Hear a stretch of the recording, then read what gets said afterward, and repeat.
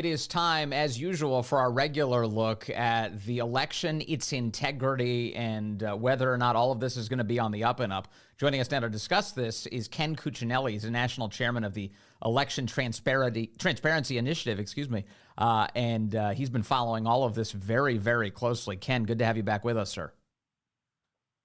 Always good to be with you, Vince. Thanks for having me. How's the picture looking out there? I do see, banning Zuckerbucks all across the country and some of these states that have imposed good election integrity initiatives and laws. It does seem like some things are headed in the right direction. Yeah, overall, we've made real progress. I mean, if you think of where we were at this time in 2020 versus where we are now, we are in a much, much better place. In terms of election security and transparency, and frankly, the participation of just ordinary citizens who are right of center in the whole process, which is really how we've secured, for instance, Virginia elections to the extent we have. We haven't gotten any law changes there because the Democrats have blocked it, but over 4,000 new Virginians have stepped forward and been trained as election officials and gone inside. And everybody listening to you and me right now, Vince, can do that themselves, and they should. They should, and they can find info on that at whoscounting.us. Sign up and get involved. Yeah, that's key. People are always asking how they can help. That's a really obvious and good way to help your country. The other piece that I'm interested in is, to what extent is there a coordinated effort to ensure election integrity nationwide? The Republican National Committee has just changed leadership and has a new RNC chairman and co-chairwoman. They seem to be placing a lot of emphasis on election integrity. I noticed there's also some staffing changes going on at the RNC right now, supposedly to improve the picture there as well. What do you make of the national effort? So first of all, I have only ever in my life had one good thing to say about the Republican National Committee, and this is it.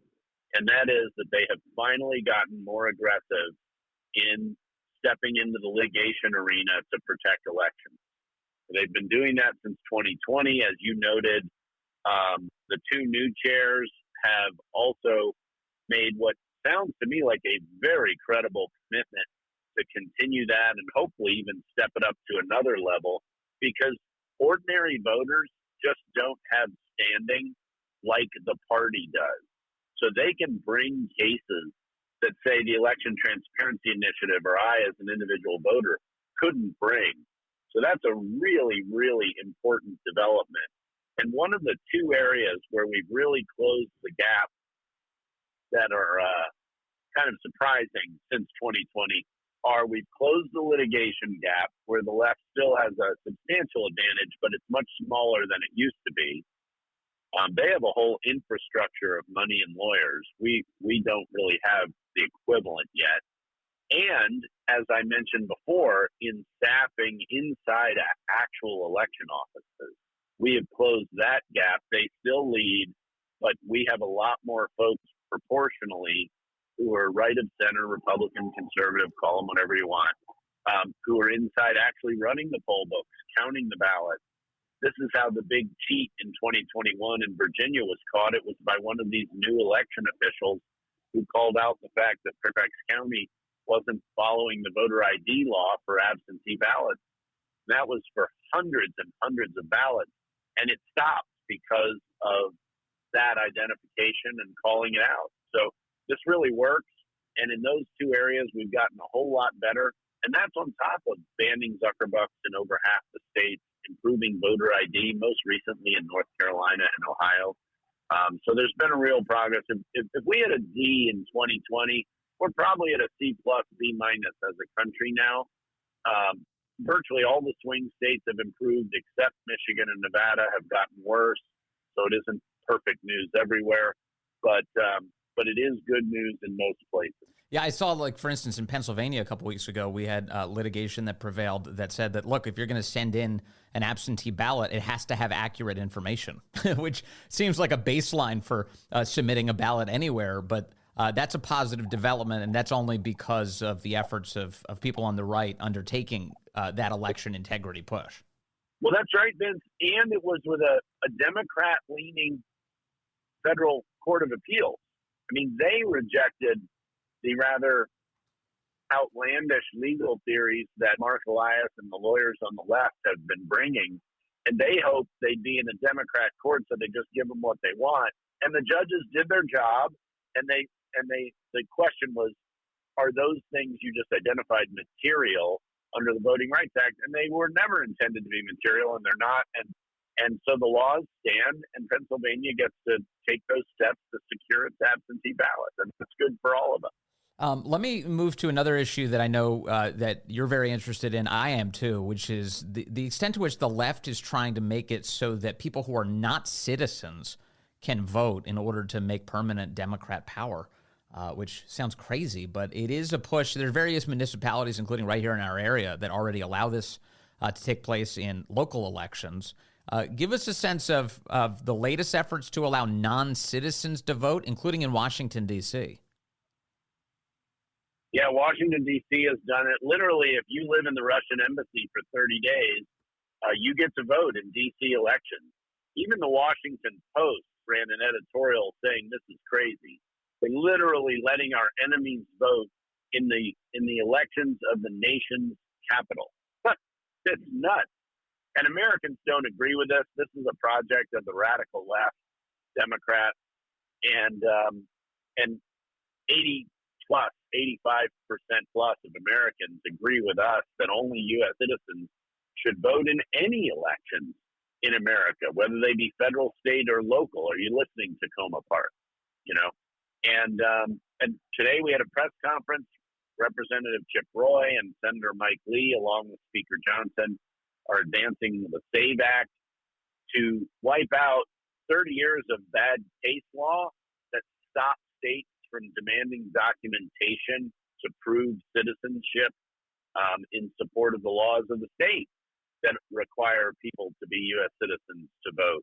And it will be nice to have that vote in the House. I'm not so crazy as to think Chuck Schumer will bring it up, but it'll be great to get Democrats on the record and, frankly, Republicans on the record for that. And hopefully we'll get control of both houses in the next election and actually pass it through. We really need to clear that out. The H.R. 1 bill that you and I talked about many times on your show from 2 years back, 3 years back, the Democrats had a provision that ordered states, that mandated states to dump millions of non-citizens onto their voter rolls automatically. And then another provision that essentially removed the penalty for non-citizens voting, because it's technically illegal for non-citizens to vote. And, they, in that two-step process, they would have literally added millions of non-citizens to the voter rolls overnight and removed the punishments for them voting. That is an effort, and recently uncovered is a transcript from the Biden White House where they passed when Biden signed his Biden Bucks executive order to try to turn the federal government into a Democrat Party voter turnout machine. They were lamenting in that meeting how unfortunate it was that so many people opposed non-citizens voting. So this is in the White House, the Biden White House. This is in the Democrats in Congress.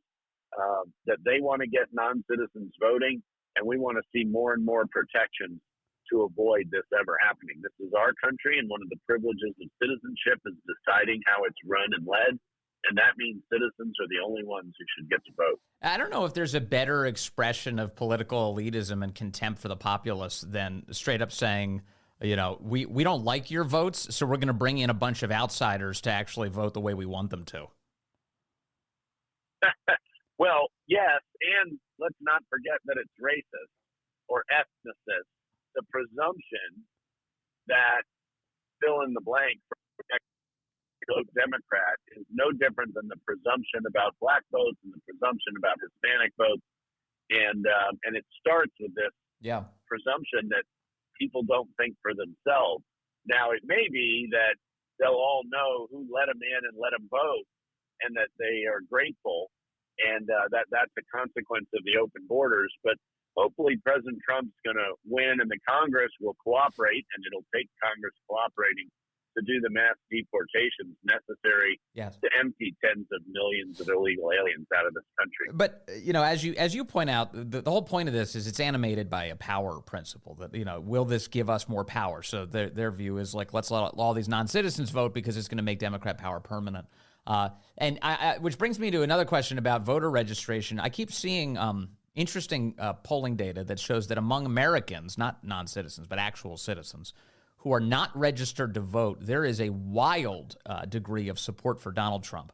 And it's led to some debate on the left now, which for years has claimed that all they want to do is just register every last soul in the United States of America. Suddenly, there are all sorts of lefty organizations that are fighting amongst themselves about trying to stop people from registering to vote because too many of those people might support Trump. What do you make of this latest change in what's going on in our elections? So that has been humorous. I do love to see it when all of their presumptions about groupthink blow up in their face, and then they have these internal spats. And this is one of them. And they've been operating on presumptions, not good-heartedness, lest anybody think that who's listening. And they presume that they're going to go register this type of voter and they'll vote Democrat. And that isn't necessarily happening anymore. So if you think, as they do, they have this racist thought that all we have to do is sign up new black voters. I'm picking this one group for discussion, not because they're the focus of the memo. And surely they'll all vote Democrat. Well, that thought is a racist thought, first of all. And now there's a shift toward Trump that's freaking the left out. So they're trying to figure out, all right, how do I figure out where where Trump-leaning black voters might be so I can avoid registering those black voters. And that is hard for them. That is very difficult for them to manage. And frankly, that's a credit to Trump's appeal across the spectrum. You'll recall that in Trump's 4 years of his first term, we spent more time under 8% black unemployment than the rest of our lives combined. And the whole rest of years of my life, there hadn't been that much time under 8% unemployment for black Americans as there was just under President Trump. And that was an extraordinary rates in history. Everybody thinks these tax cuts are for the rich. That's what the left wants you to say. But the deregulation, the enforcement of our immigration laws, and economic growth-focused tax cuts led to more improvements for poor people who are disproportionately minorities than anybody else. And that's giving the Democrats fits when it comes to registering voters, because there's no guarantee anymore that these folks will vote Democrat. And they're openly gnashing their teeth and rending their garments about it, and they don't quite know what to do about it. And meanwhile, it's a massive invitation to Republicans to double down on voter registration efforts. Do you have faith that those numbers are growing and that they will grow ahead of Election Day? Yeah, there is more of that effort. We still don't come anywhere near the left, but there's more of that effort going on the right than ever before. And that's very encouraging for obvious reasons. And I hope, and this is important, is that it be sustainable. The left has built up this whole election process infrastructure since 2004. They've been doing this for 20 years. This can't just be about fixing 2020 for our side and then we go back to business as usual. We need to stay in this space forever to make sure that elections are secure and transparent and always improving. They're either improving or getting worse. It's always one or the other. They're never standing still. So we need to be deeply engaged. And I will tell you, as you know, I've been involved in conservative movement for decades. I have never seen the right of center world, which isn't just conservative, for so long on an issue as we have on election security and reform. It's been very encouraging, and we need that to continue for many years into the future.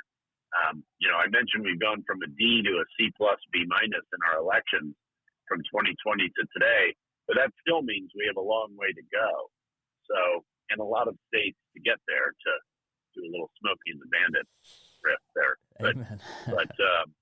but we're going to stay with it. And I have a lot of confidence that this year's election is going to be far better than 2020.